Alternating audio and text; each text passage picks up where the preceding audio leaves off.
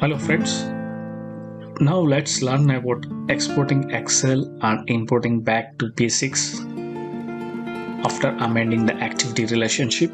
Let me open up a sample project from the P6 database I've already saved as a new EPS. I'll just open up the P6. As we can notice, the project is partially, 14% complete status. Now I would like to update some of the activity relationship. Before that, I need to export this P6 into Excel. So this way, go to the file, expand, then click export, go to the spreadsheet, click on it, click next. Since this is a version 20, you will have Excel SX. In other versions, you will have only XLS file. Click next.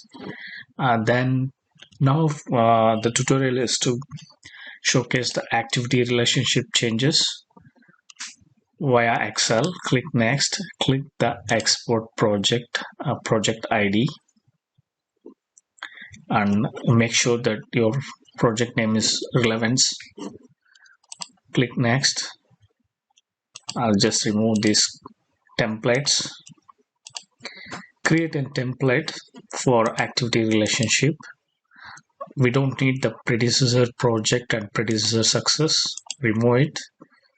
The general. Also, you could add a filter, like if you want to have like the activities which is having negative float or critical activities, you can make a filter, but currently I'm not adding any filter.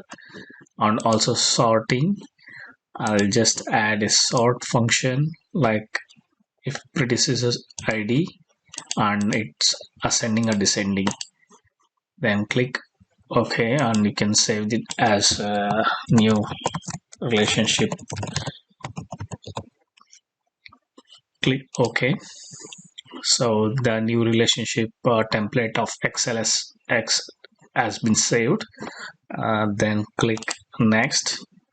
Make sure your project name and the folder where you would like to save. I'm saving in a new folder. Click open, click next, then click finish. So alright, now we are in the folder. So I'll go to the desktop, I'll minimize it. I'll go to the desktop and I'll open up the saved file. You need to check all the details like the saved version, saved timings, and click open. As in this exercise, we are amending the activity relationship. We have this task prep and task predecessor and user data. Please don't delete this and keep it in the Excel. We are just amending the sample IDs. So now we could notice one important thing here. The sorting has been done as per the ascending order from task activity ID. So EC 1000 to 2440. So this is due to the sorting function we amended before creating the template. So now we could see it's a finish to start from predecessor activity to this task ID. So what I'll do is I'll change this to convert this to number. Then one thing to remember is all the number is saved as text in exported P6 file. So you could for working purpose you could convert all the text into number. Then before importing, just go to the data, click text to column, next, then you select this, then next, then click as text. So it will automatically changes to minus text format. So number is number stored as text. Now I want to see this task ID 2430 and 2400, so I'll just control F. I'll check the EC240, find next. So it's